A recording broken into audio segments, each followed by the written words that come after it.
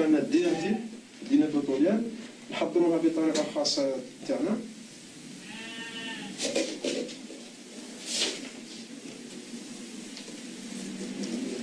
Cette bombe serait destinée à un pont stratégiquement important.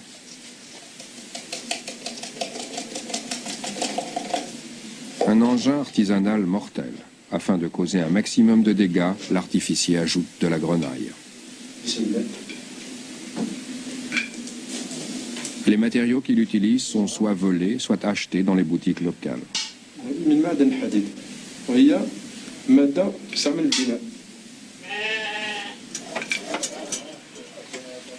Ces combattants sont fiers de leur autosuffisance.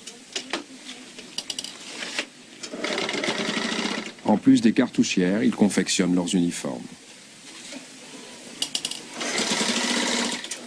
Ils affirment que leur rébellion est partie de rien, il y a 3 ans, sans l'aide d'aucun pays étranger.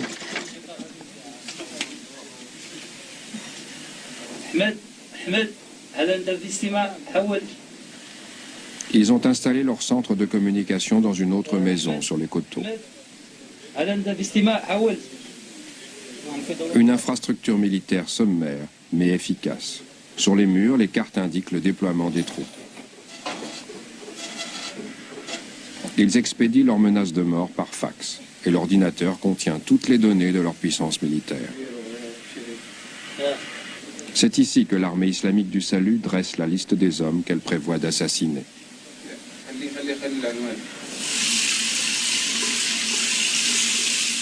Je dors très difficilement, très préoccupé, et je me réveille le matin extrêmement préoccupé, effectivement.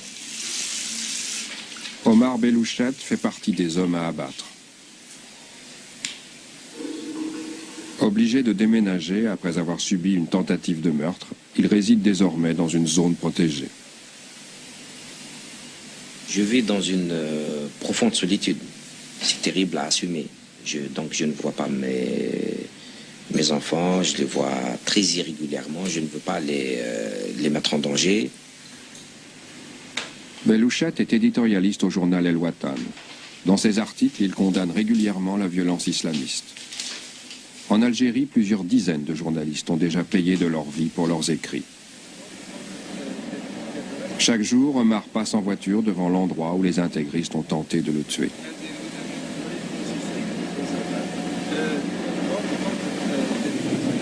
C'était un matin, alors qu'il déposait ses enfants près de leur école. C'est très dangereux de faire un petit documentaire et de sortir. On ne peut pas rester plus de 2 minutes. Hein. Moi, je l'ai vu venir, parce que là, je regardais mes enfants. Ma fille ne voulait pas fermer la porte, donc je me suis poussé pour tirer la porte. Et donc, j'ai vu une personne venir derrière moi. J'ai compris que c'était pour moi. Et elle venait en courant jusqu'ici. Elle a sorti son arme. Mais avant cela, j'avais déjà mis la première. J'avais commencé à partir. Donc, quand elle est arrivée ici, la voiture l'a bousculée. Et elle est partie. Elle a tiré sur la voiture. Elle n'a pas pu me toucher, parce que là, généralement, il tue les gens assis dans la voiture, en touchant la tête. Au siège du quotidien, les journalistes dissimulent leur visage. Très rares sont ceux qui ont leur carte de presse sur eux. Voilà. Donc il y a des lettres en arabe, en français. Des menaces de mort, Omar en a reçu des dizaines, par fax et par courrier.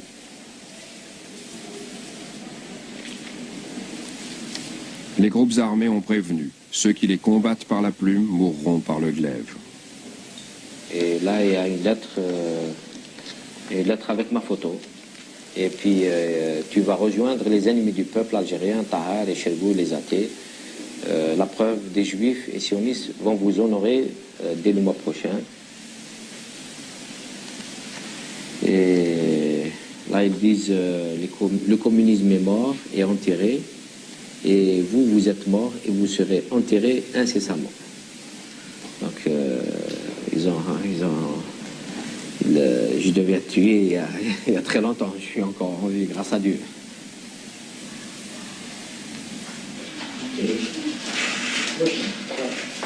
L'intérieur d'une famille de classe moyenne à Alger.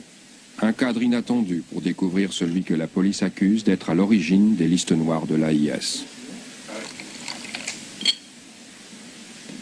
Salah Sidoum était un chirurgien prospère. Aujourd'hui, il vit sous la menace constante d'une arrestation. Il nie tenir de telles listes, mais claironne fièrement son islamisme. Craignant pour sa famille, il affirme que c'est la brutalité de l'État qui est le plus grand fléau. Je comprendrais peut-être un jeune dans la rue qui n'a reçu aucune éducation, qui n'a reçu aucune formation, qui a été frustré pendant toute sa vie, qui a son horizon bouché, qui prend les armes pour essayer de se venger. À la rigueur, je dirais, je ne l'approuve pas, mais je le comprendrai. Mais que des autorités, que l'État utilise la torture comme moyen de gestion politique, exécute des citoyens pour essayer de terroriser cette population, moi je trouve ça indécent. Le docteur Sidoum pratique encore de temps à autre. Selon la police, il soigne des intégristes blessés au combat. Convaincu que la guerre d'indépendance a trahi son objectif premier, à savoir la création d'un État arabisé et islamique, il a déclaré une deuxième guerre de libération. Il ne s'agit nullement d'une guerre civile. Il s'agit d'une véritable guerre qui se passe entre un peuple opprimé pendant 32 ans, privé de ses libertés, et un système dictatorial oppresseur. Voilà la réalité du problème. La lutte de l'Algérie pour l'indépendance dans les années 50 a duré près de 8 ans.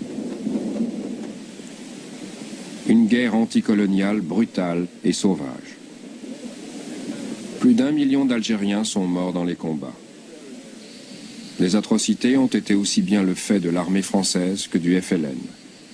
La torture était monnaie courante. Une culture de la violence qui s'est enracinée dans le pays.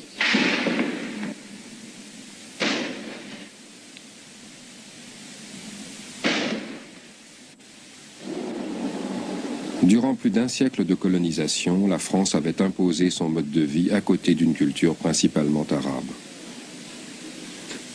Et les attitudes et traditions européennes ont subsisté longtemps après la fin de la présence française.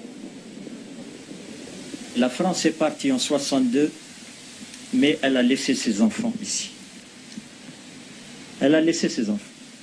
Et ce sont eux qui ont gouverné l'Algérie sur tous les plans. Et qui ont occupé tous les postes stratégiques.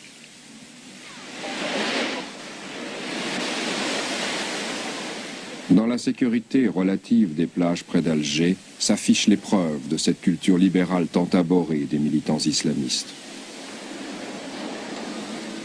Cet endroit est un havre pour l'élite algérienne, qui préfère généralement les valeurs de l'Europe à celles de l'islam. Parfois, les deux traditions se côtoient. Nous sommes ici au quartier du Club des Pins, une enclave sûre où les personnes menacées ont emménagé et où elles vivent sous constante protection.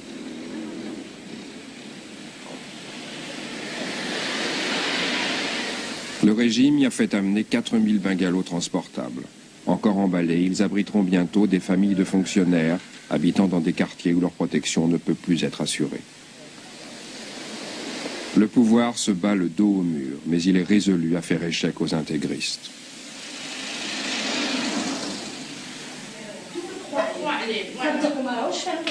En lieu sûr, un groupe de femmes se réunit clandestinement. Elles ont conscience que le principal enjeu de l'affrontement entre les deux cultures constitutives de la société algérienne, c'est précisément le statut de la femme. La plupart d'entre elles appartiennent à l'élite intellectuelle. Beaucoup ont vécu ou étudié en France. Elles ne représentent qu'un faible pourcentage de la population algérienne, mais des milliers d'autres femmes partagent leur angoisse. Hors la loi, en cachette. Quand on aura l'État islamique, on nous amènera sur la République, et puis, oui, et on nous décapitera donc légalement. Zazie Saadou est à la tête du groupe. Elle est connue des intégristes. Chaque jour, elle change de cachette. Je vous disais, ça fait plusieurs mois que je n'ai pas de maison, et je pense que pour plusieurs mois, je n'aurai pas de maison encore. parce que je me fais le pari que pour rester en vie, il faut que tous les jours, je côtoie la mort, mais que tous les jours, je la défie. Je peux déposer mes affaires, me changer, prendre des affaires. Je vis mal. L'exercice au quotidien, c'est de rester en vie.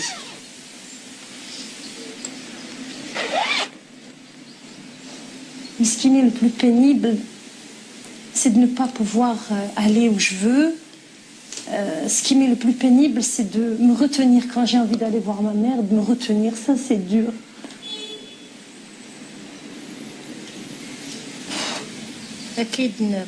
Zazie fait partie d'une alliance de plus en plus combative, qui estime qu'il ne faut en aucun cas transiger avec un islam intolérant. Une alliance qui